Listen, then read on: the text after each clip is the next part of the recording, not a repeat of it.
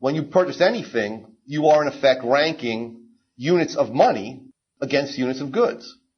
Whenever you purchase, let's say you go and purchase DVDs on sale from Best Buy, what you do is you buy as many DVDs, or you buy DVDs, up to the point where the last DVD would have a lower marginal utility ranking than, let's say, the last $10, okay? So if you buy 3 DVDs, that implies that the marginal utility of those DVDs exceed the marginal utility of $10.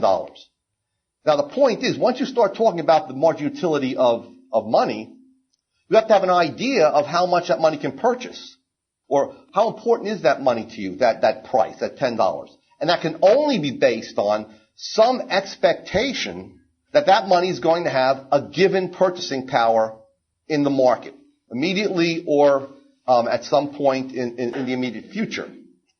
So now we see that you have a monetary economy and that the marginal utility of money is very important. So when we advance to the monetary economy, we have to assume a third datum constant, and that is the demand for and the supply of money. That has to be assumed constant, which means that fixes the purchasing power. Now that purchasing power, as I said, can be an expected purchasing power. What will money buy at the point that I'm going into the market? Now, it's necessary to assume purchasing power fixed, because without fixed purchasing power, there would be no way to construct or formulate for the actor a coherent value scale upon which they're going to act. So the concept of a Giffen good now implicitly violates the ceteris paribus assumption, because it allows the demand for money, a basic datum, to change at the same time that the change in the supply of a particular good is being analyzed. So we're looking at the overall supply of some good, let's say potatoes. We're allowing it to increase. And then we're tracing out how the marginal utility will fall on people's value scales.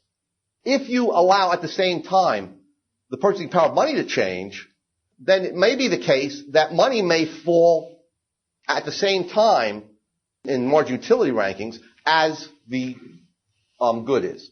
In which case, you may very well wind up with a situation where you're actually buying more potatoes at a higher price or fewer potatoes at a lower price.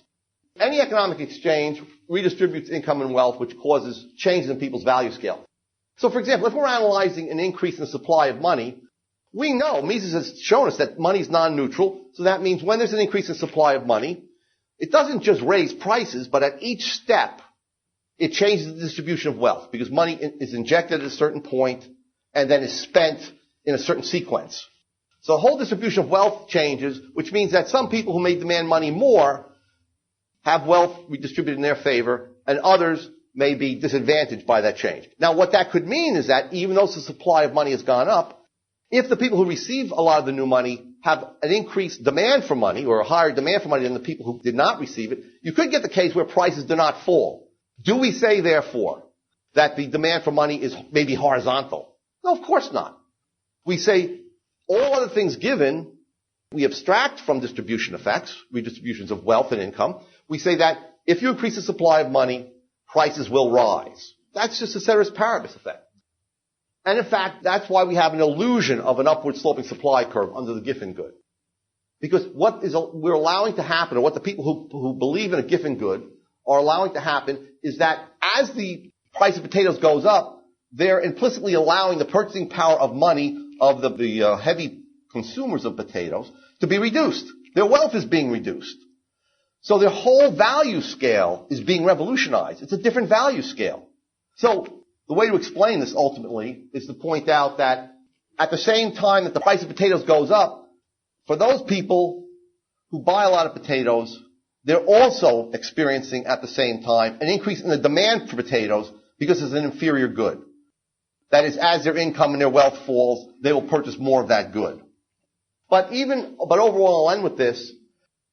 The market demand curve has to slope downward. And the reason why it has to slope downward is because with a method of variations, you go back to the initial data, you allow one datum to change, the supply, and for that supply to clear the market, when it increases, there has to be a decline in prices. So the overall market demand curve slopes downward.